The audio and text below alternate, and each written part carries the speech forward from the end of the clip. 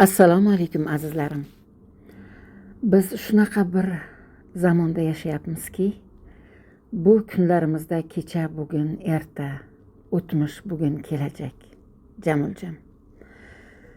O'tmishimizni o'ylaganimizda odam-ato momohomizdan shu kungacha bo'lgan ajdodlarimizni, momolarimizni, bobolarimizni yodlaymiz.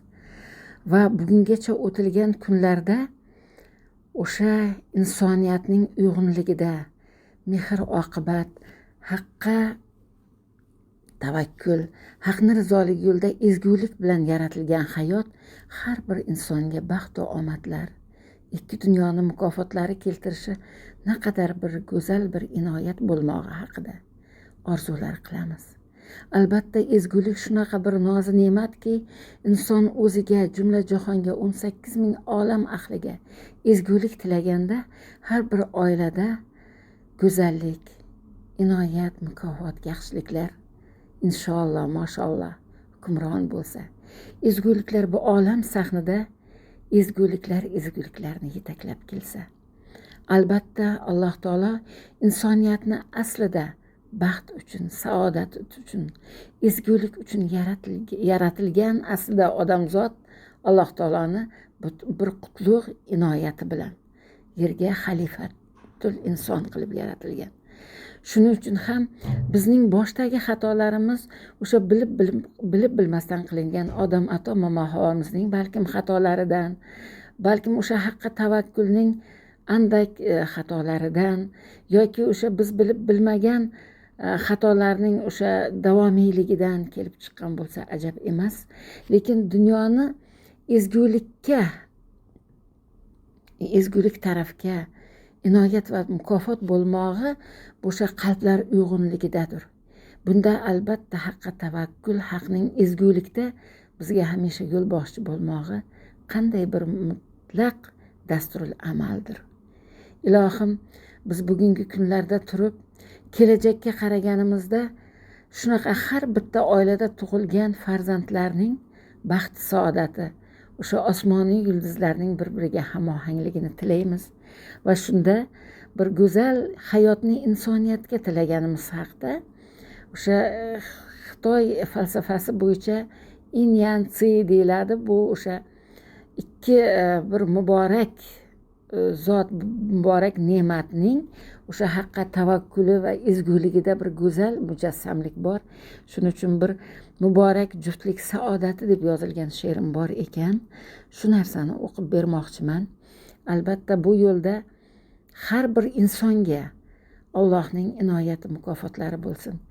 Biz har birimiz ilohim insoniyatga, hammaga, o'zimizga ezguliklar tilab, dunyolarga omonlik, yer yuzlariga tinchlik, farovonlik, xonadonlarga fayz barakot, qalblarga hidoyat, ibodat, inoyat, mukofot, baxt va saodatlar tilaymiz va qalblarga, mana shu farzandlarga, kelajak avlodimizga ilohim o'sha baxt va saodatlarni tilaymiz. Nima uchun bu falsafiy fikrlar bilan man so'z qotyapman?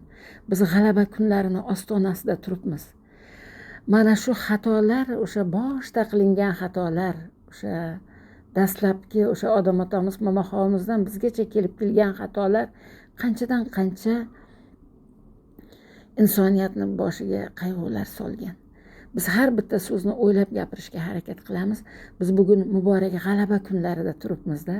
Bu g'alaba insoniyatga Allohning albatta adolati bo'lgan, mehribonligi va izni bilan qancha zulmkor kuchlarga nisbatan o'sha aziyatlar yetgan holatlarda haqning inoyati, mukofotlariga tavakkul qilib insoniyat o'sha g'alaba tongini nishonlagan. Qancha bobolarimiz o'sha jangu jadallarda bugungi g'alaba kunlariga yetib kelish uchun harakat qilganlar. Biz shu zotlarning zurriyotlarimiz. Qancha momolarimiz sadoqat saqlab, o'sha bag'rida qolgan go'daklarini tarbiyalab, bu ulug' ayyom kunlarida bugungi kunlarni qadriga yetib, shu kunlarning baxt va saodatidan, har bir nafasning shukrona ne'matligidan bizga dars va saboqlar berib ketganlar o'zlarining mardona hayotlari bilan. Shu o'rinda muborak juftlik saodati degan she'rimni o'qib beraman. unda bugungi kunlarimiz uchun shukrona ne'matlari har bir qalbda inoyat va mukofot bo'lsin. Orqa tog'larimiz erkak zoti omon bo'lsin. Ularga tarbiya berguvchi o'sha onaday bir ulug' zot mutafakkir bo'lsin. Bizga orqa tog' bo'lgan erkak zoti omon bo'lsin va har bir insonga Alloh o'sha go'zal saodat, baxt, omad, o'sha ota-onalik baxtini, solih zurriyotlik baxt saodatlarini va solih soliha zurriyotlarga ota-onalik, buva-buvilik ne'mati mukofotlarini bersin ilohim. Muborak juftlik saodati. Bizdan o'tsa xatolar. Ya'ni bu momo havomiz zurriyotlari bo'lmish, momo havolar nomidan o'sha bizni orqa tog'larimiz bo'lmish, odam atolarimiz nasldan bo'lmish erkak zotiga bizni ehtiromlarimizdir. Bizdan o'tsa xatolar, keching odam atolar. Bizdan o'tsa xatolar, keching odam atolar. Chekdik jabr jafolar, ming bir uzrlar bizdan, qalbdan huzurlar sizga. Bilib bilmay jang qildik, holingizni tang qildik, o'zni ming ohang qildik. Makr hiylalar xo'sh endi, baxtdir o'ngu tush endi. Ona bo'lib, qiz bo'lib, duogo'y singil bo'lib, vafoliq gul yuz bo'lib, faqat shirin so'z bizdan, qutlug' nonu tuz sizdan. Dilimiz dildosh bo'lsin, dinimiz dindosh bo'lsin, bir umr yo'ldosh bo'lsin, sizu bizga baxt endi. Ishqday oltin taxt endi. Bahoru yozlar bilan, nazokat nozlar bilan, ma'sum ovozlar bilan, shukronalar xush endi. Yuraklar sarxush endi.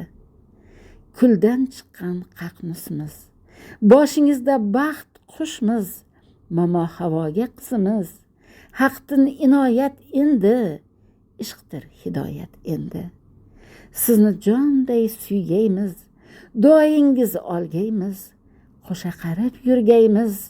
Haqdan mukofot endi, juftlik muborak endi. Albatta, har bir so'z, har bir kalom bizga ikki olam mukofot va saodatlarini ato etadi. Shuning uchun onalarimiz, qizlarimiz, singillarimiz o'sha tillarimizni faqat duolarga, go'zal duolarga moslaylik. Shunda bizning juft halollarimiz, zurriyotlarimiz, otalarimiz, og'alarimiz, yaxshilarning umrlari ziyoda bo'ladi.